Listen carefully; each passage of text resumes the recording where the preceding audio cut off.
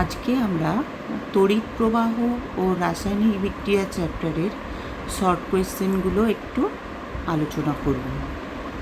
দেখো, প্রথম প্রশ্নে কোন অবস্থায় তড়িৎ বিশ্লেষ্য পদার্থ তড়িৎ পরিবহন করে? গলিত অবস্থায় বা উপযুক্ত দ্রাবকে দ্রবীভূত অবস্থায় তড়িৎ বিশ্লেষ্য পদার্থ তড়িৎ পরিবহন করে। 2 নম্বর প্রশ্নটা দেখো, তড়িৎ বিশ্লেষ্য পদার্থের মধ্য দিয়ে তড়িৎ পরিবহনের জন্য দায়ী কারা? তার মানে তড়িতের বাহক কারা? এটা 2017 সালের মাধ্যমিকে প্রশ্নটা এসেছিল। তো তড়িৎ বিশ্লেষ্য পদার্থের ক্ষেত্রে তড়িতের বাহক হলো আয়নরা। সেটা ক্যাটায়নও হতে পারে এবং অ্যানায়নও হতে পারে। তারপরে দেখো, কোন অধাতু তড়িৎ পরিবহন করে? গ্রাফাইট বা গ্যাস কার্বন, এরা সব অধাতু, কিন্তু এরা তড়িৎ পরিবহন করে। 4 নম্বর প্রশ্নে দেখো, ধাতব পরিবাহীতে তড়িতের বাহক কে? মুক্ত ইলেকট্রন তড়িতের বাহক। একটা ধাতব পরিবাহীর উদাহরণ দাও। রূপা, তামা, এরা সব হলো ধাতব পরিবাহী। মৌলিক পদার্থ কি তড়িৎ বিশ্লেষ্য হতে পারে? না, মৌলিক পদার্থ তড়িৎ বিশ্লেষ্য হতে পারে না। তারপরে দেখো, তারপরের প্রশ্নটা 2020 সালে 2023 সালে মাধ্যমিকে এসেছে। তড়িৎ বিশ্লেষণের সময় কোন শক্তি রাসায়নিক বিক্রিয়া ঘটায়? তড়িৎ বিশ্লেষণের সময় তড়িৎ শক্তি রাসায়নিক বিক্রিয়া ঘটায়। খুব ইম্পর্টেন্ট একটা প্রশ্ন। এরপরে দেখো, একটি তরল পদার্থের নাম লেখো যা তড়িৎ পরিবহন করে অথচ তড়িৎ বিশ্লেষ্য নয়। এরকম পদার্থ হলো পারদ। এর পরের প্রশ্নটাও দেখো, একটি তীব্র তড়িৎ বিশ্লেষ্যের উদাহরণ দাও। এটাও 2020 সালের মাধ্যমিকে এসেছে। সোডিয়াম ক্লোরাইড, এটা আরও অনেক উত্তর হতে পারে তীব্র তড়িৎ বিশ্লেষ্য। হ্যাঁ, আমরা একটা লিখলাম সোডিয়াম ক্লোরাইড NaCl। একটা মৃদু তড়িৎ বিশ্লেষ্যের নাম লেখো যা একটি জৈব যৌগ। এটা হলো অ্যাসিটিক অ্যাসিড, যার সংকেত হচ্ছে CH3COOH। এরপরে দেখো, একটা তরল মৌলিক পদার্থের উদাহরণ দাও যা তড়িৎ পরিবহন করে না। উত্তর হবে ব্রোমিন। ব্রোমিন হচ্ছে এমন একটা তরল মৌলিক পদার্থ যেটা তড়িৎ পরিবহন করে না। পরের প্রশ্নটা দেখো, তড়িৎ পরিবহন করলেও আয়নিত হয় না এমন একটি অধাতুর উদাহরণ দাও। উদাহরণ হলো গ্রাফাইট। একটি যৌগের উদাহরণ দাও যার জলীয় দ্রবণ মৃদু তড়িৎ বিশ্লেষ্য। এই প্রশ্নটা 2018 সালে মাধ্যমিকে এসেছে। উত্তর হবে অ্যাসিটিক অ্যাসিড। আর অন্য উত্তরও হতে পারে, যেমন ধরো অ্যামোনিয়াম হাইড্রক্সাইড। অ্যামোনিয়াম হাইড্রক্সাইডে জলীয় দ্রবণ মৃদু তড়িৎ বিশ্লেষ্য। তড়িৎ অবিশ্লেষ্য কিন্তু জলে দ্রাব্য এমন তরল যৌগের উদাহরণ দাও। এরকম হলো ইথাইল অ্যালকোহল, এটা জলে দ্রাব্য কিন্তু তড়িৎ অবিশ্লেষ্য তরল পদার্থ। এর পরের প্রশ্নটা দেখো, 2019 সালের মাধ্যমিকে এসেছিল। খুব ইম্পর্টেন্ট প্রশ্ন। তড়িৎ বিশ্লেষণে কোন প্রকারের তড়িৎ প্রবাহ ব্যবহার করা হয়? সমপ্রবাহ ব্যবহার করা হয়, অর্থাৎ ডিসি কারেন্ট ব্যবহার করা হয়। এর পরের প্রশ্নটা 2018 সালে এসেছিল। এটাও ইম্পর্টেন্ট। তড়িৎ বিশ্লেষণের সময় কোন ইলেকট্রোডকে আমরা ক্যাথোড বলবো? আমরা জানি ব্যাটারির নেগেটিভ মেরুর সঙ্গে ঋণাত্মক মেরুর সঙ্গে যে তড়িৎদ্বারটা যুক্ত থাকে তাকে আমরা ক্যাথোড বলে থাকি। তাহলে অ্যানোডটা কি ব্যাটারির পজিটিভ মেরুর সাথে যেটা যুক্ত থাকে সেটা অ্যানোড? এই প্রশ্নটা কিন্তু 2018 সালে এসেছিল, যে কোনটাকে ক্যাথোড বললি আমরা। তড়িৎ বিশ্লেষণে কোন তড়িৎদ্বারে কী ধরনের বিক্রিয়া ঘটে? আমরা জানি তড়িৎ বিশ্লেষণে দুটো তড়িৎদ্বার ব্যবহৃত হয়, একটা ক্যাথোড আর একটা অ্যানোড। ক্যাথোডে ঘটে বিজারণ বিক্রিয়া আর অ্যানোডে ঘটে জারণ বিক্রিয়া। এরপর দেখো, তীব্র তড়িৎ বিশ্লেষ্য আর মৃদু তড়িৎ বিশ্লেষ্য পদার্থগুলোকে চিহ্নিত করো। দেখো কতগুলো পদার্থ বলে দেওয়া আছে, তোমাদের চিহ্নিত করতে হবে কোনটা তীব্র তড়িৎ বিশ্লেষ্য আর কোনটা মৃদু তড়িৎ বিশ্লেষ্য। দেখো প্রথমটা দিয়েছে গলিত NaOH, HCl, KCl এর জলীয় দ্রবণ, H2CO3, CH3COOH, HCN, ZnSO4 দ্রবণ, AlOH এর হোল 3 আর Na2CO3। এদের মধ্যে তীব্র তড়িৎ বিশ্লেষ্য হচ্ছে সোডিয়াম হাইড্রক্সাইড গলিত অবস্থার, অর্থাৎ গলিত NaOH, HCl হাইড্রোক্লোরিক অ্যাসিডের জলীয় দ্রবণ, KCl এর জলীয় দ্রবণ। হাইড্রোক্লোরিক অ্যাসিড যদি গলিত হয় সেটাও তীব্র তড়িৎ বিশ্লেষ্য, এবং ZnSO4 এর দ্রবণ। এগুলো হলো সব তীব্র তড়িৎ বিশ্লেষ্য পদার্থ। আর মৃদু তড়িৎ বিশ্লেষ্য বাকিগুলো, অর্থাৎ H2CO3, CH3COOH, HCN, AlOH এর হোল 3, Na2CO3। এর পরের প্রশ্নটা দেখো, NaCl আর HCl এর মধ্যে কোনটি বিশুদ্ধ অবস্থায় তড়িৎ বিশ্লেষ্য নয়? সেটা হচ্ছে HCl। HCl কিন্তু বিশুদ্ধ অবস্থায় তড়িৎ বিশ্লেষ্য নয়। এটা গলিত অবস্থায় বা জলে দ্রবীভূত অবস্থায় হলে তবেই তড়িৎ বিশ্লেষ্য হয়। পরের প্রশ্নটা দেখো, তড়িৎ বিশ্লেষণের সময় কোন আয়ন কোন তড়িৎদ্বারে আকৃষ্ট হয়?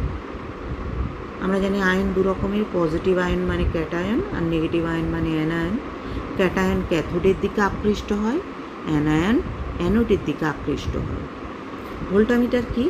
যে পাত্রে আমরা তড়িৎ বিশ্লেষণ প্রক্রিয়াটা সম্পন্ন করি তাকে আমরা ভোল্টামিটার বলি। একটি ছদ্ম তড়িৎ বিশ্লেষ্যের নাম লেখো। ছদ্ম তড়িৎ বিশ্লেষ্য হলো তরলীভূত হাইড্রোজেন ক্লোরাইড। মৃদু তড়িৎ বিশ্লেষ্যের আয়নীভবনের মাত্রা কিভাবে বাড়ানো যায়? কিভাবে মৃদু তড়িৎ বিশ্লেষ্যের আয়নগুলোকে বাড়াতে পারি আমরা? ওই তড়িৎ বিশ্লেষ্যের দ্রবণটাতে যদি জল যোগ করে দ্রবণটাকে লঘু করে নিই তাহলে কিন্তু মৃদু তড়িৎ বিশ্লেষ্যের আয়নীভবনের মাত্রাটা বাড়ানো যেতে পারে, অর্থাৎ ওটা বেশি আয়নে বিয়োজিত হতে পারে। প্ল্যাটিনাম তড়িৎদ্বার ব্যবহার করে অম্লায়িত জলে তড়িৎ বিশ্লেষণে ক্যাথোড বিক্রিয়াটি লেখো। খুব ইম্পর্টেন্ট প্রশ্ন, এটা অনেকবার মাধ্যমিকে এসছে, 2019-এ 2022-এ এই প্রশ্নটা মাধ্যমিকে এসছে। তার মানে জলের যখন তড়িৎ বিশ্লেষণ করব অম্লায়িত জলের, তখন ক্যাথোডে কী বিক্রিয়া ঘটে সেটা লিখতে বলেছে। দেখো জলের অম্লায়িত জলের তড়িৎ বিশ্লেষণ করলে H+ আয়ন ও H- আয়ন উৎপন্ন হয়।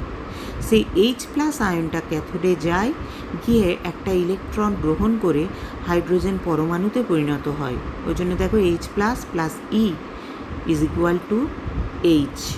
এইরকম দুটো হাইড্রোজেন পরমাণু পরস্পর যুক্ত হয়ে একটা হাইড্রোজেন অণু উৎপন্ন করে। যেহেতু এটা গ্যাস তাই উপর দিকে তীরচিহ্ন দেওয়া আছে। তারপর দেখো অম্লায়িত জলের তড়িৎ বিশ্লেষণে ক্যাথোড ও অ্যানোডে উৎপন্ন গ্যাসগুলোকে একসঙ্গে কি বলে? প্রথমে আমরা জানবো অম্লায়িত জলের তড়িৎ বিশ্লেষণে ক্যাথোডে কী গ্যাস উৎপন্ন হয় আর অ্যানোডে কী গ্যাস উৎপন্ন হয়। এই অম্লায়িত জলের তড়িৎ বিশ্লেষণে ক্যাথোডে হয় হাইড্রোজেন গ্যাস এবং অ্যানোডে উৎপন্ন হয় অক্সিজেন গ্যাস। এই হাইড্রোজেন গ্যাস আর অক্সিজেন গ্যাসকে আমরা একসঙ্গে ইলেকট্রোলাইটিক গ্যাস বলে থাকি। এরপরে দেখো অম্লায়িত জলের তড়িৎ বিশ্লেষণে ক্যাথোডে ও অ্যানোডে উৎপন্ন গ্যাসগুলির আয়তনের অনুপাত কত? 2:1। 2 আয়তন হাইড্রোজেন উৎপন্ন হয়, 1 আয়তন অক্সিজেন উৎপন্ন হয়, সুতরাং অনুপাত হলো 2:1। এরপরে দেখো জলের তড়িৎ বিশ্লেষণে ক্যাথোড হিসেবে কোন ধাতু ব্যবহৃত হয়? আমরা জানি প্ল্যাটিনাম।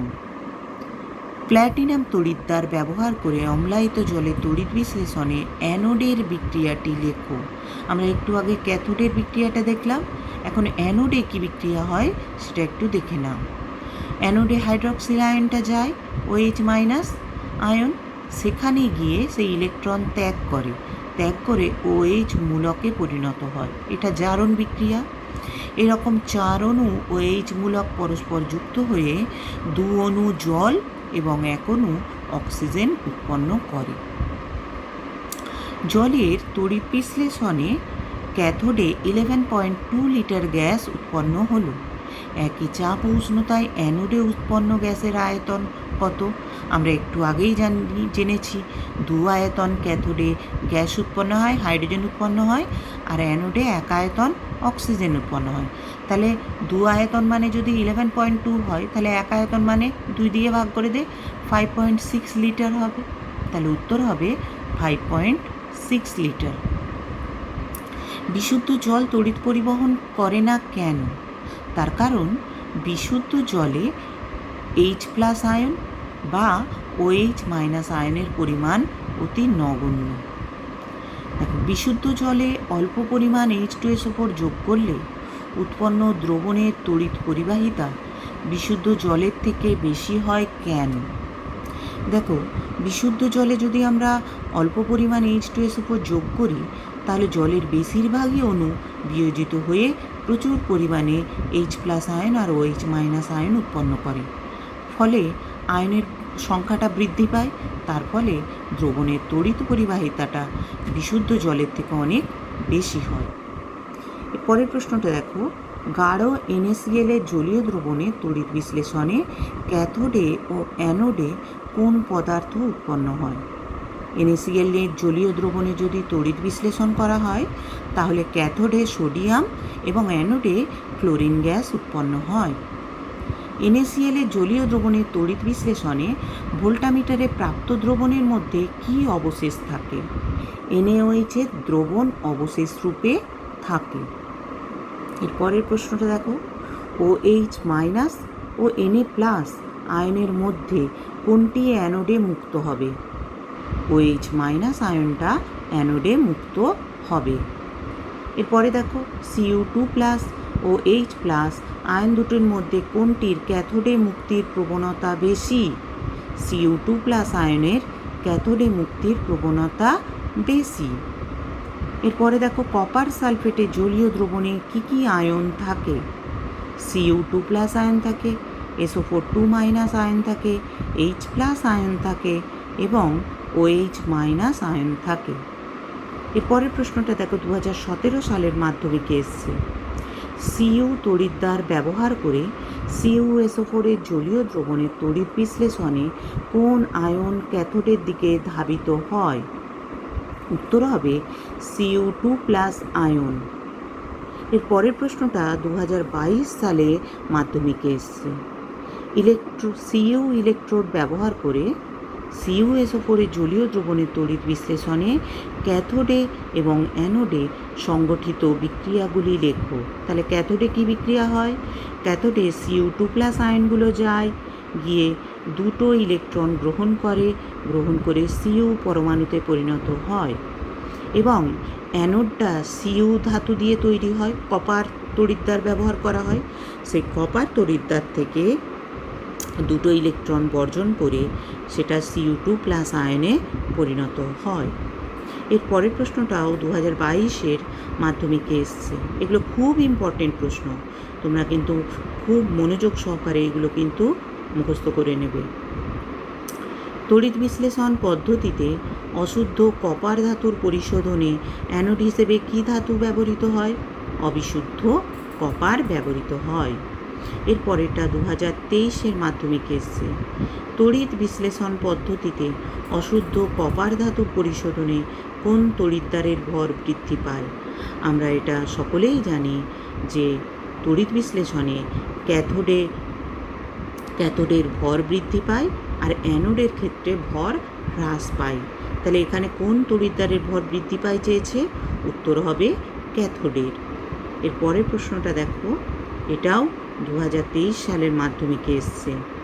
তড়িৎ বিশ্লেষণ পদ্ধতিতে ধাতু নিষ্কাশনের নিম্নলিখিত বিক্রিয়াটি কোন তড়িৎদ্বারে ঘটে?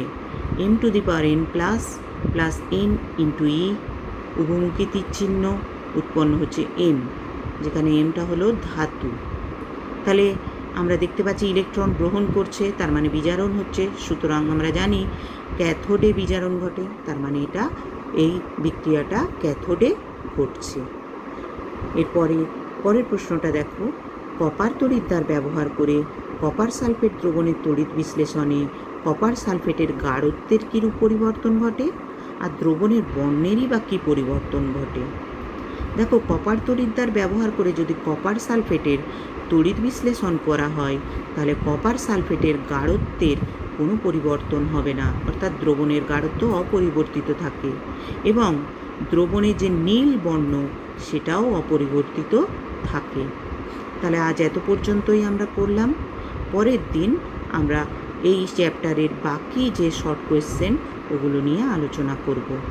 তোমরা ভিডিওটা ভালো লাগলে লাইক শেয়ার করবে, এবং তোমাদের যদি কোনো প্রশ্ন থাকে তাহলে তোমরা সেটা কমেন্ট করে আমাকে জানাতে পারো, আমি সলভ করে দেব। আর বন্ধুদের মধ্যে এটা ছড়িয়ে দেবে, ভিডিওটা শেয়ার করে দেবে এবং সাবস্ক্রাইব করে নেবে। Thank you.